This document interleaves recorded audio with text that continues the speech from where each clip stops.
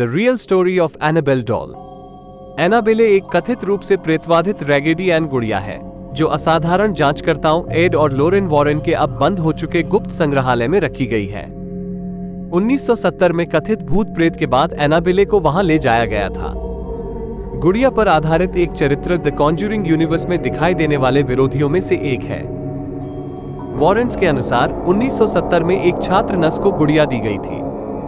उन्होंने कहा कि गुड़िया अजीब व्यवहार करती थी और एक मानसिक माध्यम ने छात्र को बताया कि गुड़िया में एनाबेले नामक एक मृत लड़की की आत्मा का वास था।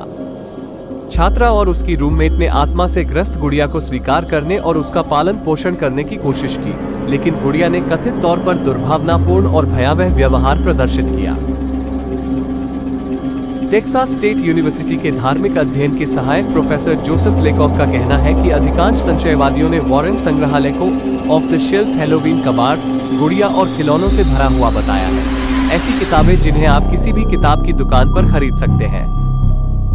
लेकॉक ने एनाबेले किंवदंती को पॉप संस्कृति और असाधारण लोककथाओं के बीच संबंधों में एक दिलचस्प केस स्टडी कहा है और अनुमान लगाया है कि चाइल्ड्स प्ले, डॉली डेरेस्ट और द कॉन्ज्यूरिंग जैसी फिल्मों द्वारा लोकप्रिय हुई राक्षसी गुड़िया की कहानी संभवतः रॉबर्ट द डॉल के आसपास की शुरुआती किंवदंतियों से उभरी है।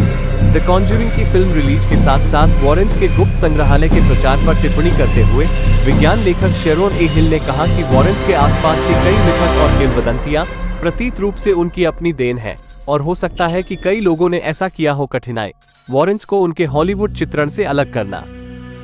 हिल ने वॉरेन्स के गुप्त संग्रहालय और उसकी एनाबेले गुड़िया की सनसनीखेज प्रेस कवरेज की आलोचना की। उसने कहा, वास्तविक जीवन के एड वॉरेन की तरह वास्तविक जीवन की एनाबेले वास्तव में बहुत कम प्रभावशाली है।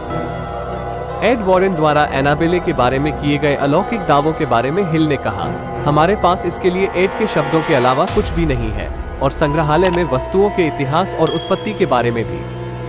गुड़िया का वर्णन जेरल्ड ब्रिटल की 1980 में वॉरेन्स की जीवनी द डेमोनोलॉजिस्ट में भी किया गया था। यदि आप इस प्रकार का वीडियो या कहानी जानना चाहते हैं तो कृपया लाइक और सब्सक्राइब करें। Thank you for watching my video.